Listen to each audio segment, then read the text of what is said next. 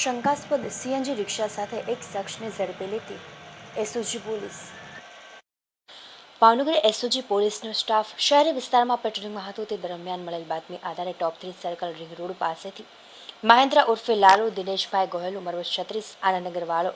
CNG compact રિક્ષા number GJ27U7339 લઈને નીકળતા તેને રોકી તેની રિક્ષા અંગે પૂછપરછ કરતા તે કોઈ સંતોષકારક જવાબ નહીં આપતા કે તેમની પાસે રહેલ રિક્ષાના કાગળો પણ ન હોય, જેને લઈને શક પડતી મિલકત ₹25,000 ગણીને ઉપરોક્ત શખ્સને ઝડપી રિક્ષા ડિટેઇન કરી ભરતનગર પોલીસ સ્ટેશનને સોંપી આપેલ.